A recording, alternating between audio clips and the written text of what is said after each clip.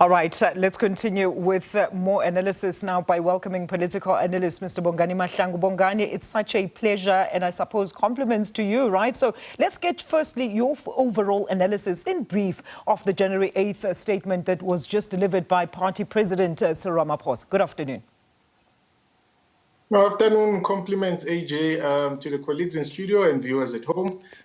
So I think, as it was said even by the previous analyst, what has been said now, it's similar, if not the same, in terms of the objectives, that is, to what was said last year. I would quickly go over the objectives of last year or the yesterday, 2025, for the ANC. It was one, decisive and visible action to renew the ANC's fixing local government, ensuring water, energy security, speeding up inclusive growth and jobs, strengthening fight against crime, corruption, building safe communities, building a South Africa that belongs to all through national dialogue, build a better Africa and a better world. That is a cut and paste to what we have heard this year, without necessarily giving feedback on progress that was achieved between January 8th of 2025 up until this point. There was not even a nuance in terms of the articulation as to, since they have started the campaign in mobilizing for this January 8th statement in the Northwest, what have they intervened in the Northwest? Why do I say that? Because one of the objectives is local government. The Northwest as a province has one of the highest concentration of dysfunctional municipalities. I think it's first or second only to the Free State. So you'd ask yourself, what have they been doing to make meaningful intervention since they've been parked or camped there for some time now? Because that would have mobilized some confidence, not only in the people of South Africa, but the people of the Northwest. Because if you see or pay attention to the stands that Moruleng is such a small stadium. I know it's probably hot today, but it wasn't really packed to capacity because you could see a lot of pockets of empty spaces. So that is a symbol or a sign of people not showing up. And the municipality they are in, JP Marks municipalities under the ANC, the province itself in terms of the legislature is not under any coalition, it's under the ANC. So mobilization shouldn't have been such a huge task in such a province. But we are seeing that there wasn't really aggressive mobilization. And it could be a sign that people in Moruleng or people in JP Marks, people in Moses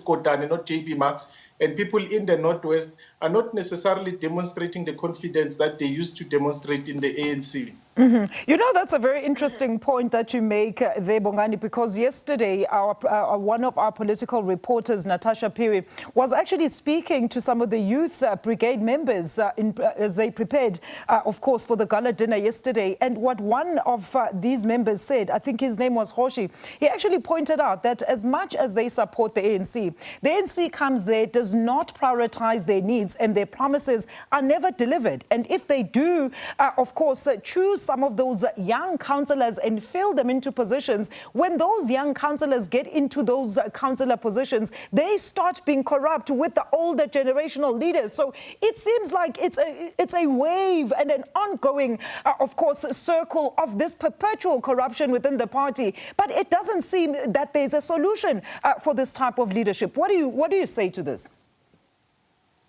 No, that speaks to a dysfunctional organization. I mean, one, I would say, symptom of dysfunction that we would have been following in the past several days is the statement made by the national chair when the national chair comes to a public platform where he is supposed to articulate the position and interventions of the organization, speaks and says that people or young people in this country are unemployed because they are not applying for jobs. That is not a reflection of what the organization he represents and leads stands for, as far as it's articulated in its policies, in its resolutions. Even they come from an NGC not so long ago, as far as those resolutions are concerned. So he goes astray, he says his own thing. But in a functioning organization, after a leader and member would have done that on a public platform, there would have been disciplinary processes that immediately kick in, but not in the ANC. Instead, what happens? You find now the president of the Youth League goes on another public platform to reprimand a leader of the ANC who said something on a public platform. So that is a symptom of dysfunctionality. In 2021, which Hosi would have been correct, there was a program called Muchapalung that ushered in a whole number of young mayors, young speakers, young whips, young MMCs. And those people, instead of changing the system as they were mandated to ensure youth mainstreaming, gender mainstreaming, they went into the system, assimilated to the system, and only improved and empowered themselves and those who are close to them, and betrayed the same youth and betrayed the same women. So it shows that the problem then is systematic, the problem then is structural. So even if you were to employ ageism to say, no, let's go younger, because it's young people of the same organization, they still demonstrate the same attributes. You know, very interesting indeed. We are actually currently showing our viewers some of those live visuals still from the celebrations that I suppose will continue well onto the night out at the Moruleng Stadium. It is there, and of course they were just cutting that cake there, Bongani. I'm really glad that you mentioned that, because the core issues, Bongani, of servicing our people and putting them first and at the forefront of these services that the movement was specifically created for 114 years ago and fought for years through the apartheid system. Instead, many South Africans are left feeling like second-class citizens. Jobs are not available. You heard the comment, as you've just rightly pointed out, of Gwede Mantashe the other day. Why does the leadership seem not to be in tune or aware of what is currently happening right under their noses, where, of course, they've still been at the governance level for over 30 years? The leadership is aloof, and if you look at the leaders that are there, they what you would call or constitute the black elite in South Africa.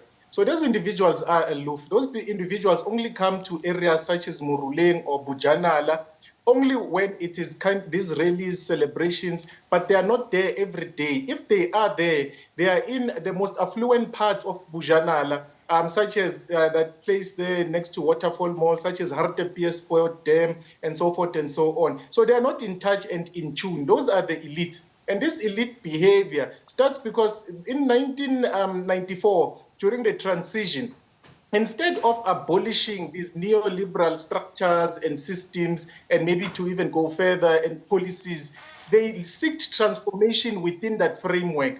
The constitution that the president speaks about today, which must articulate the social contract that should then espouse the ambitions of the people, especially majority of the majority demographic group of South Africa, it does not.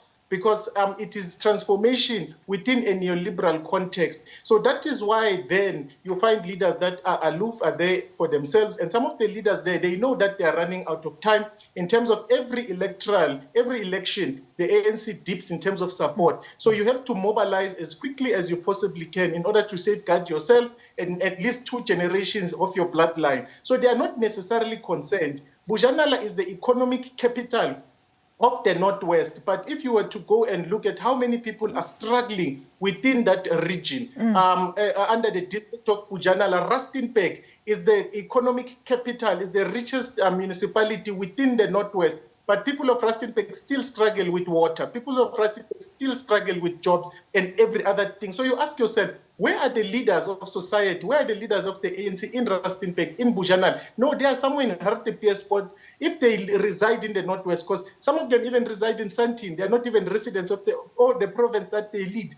Similarly, the national leaders as well, when they get sick or for joy and pleasure, they go to both Dubai and everything. They do not enjoy what South Africa has to offer. So this aloofness, this detachment in terms of how they do things psychologically, and also recruiting and voting for leaders that are also aloof, it perpetuates the system, it strengthens the system, and it would require a lot in order to dismantle that behavior. Absolutely great input there, as always. Thank you so much to political analyst Mr. Bongani Mahlangu there with wrap analysis there of the ANC's 114th birthday celebrations that just concluded out in Rustenburg.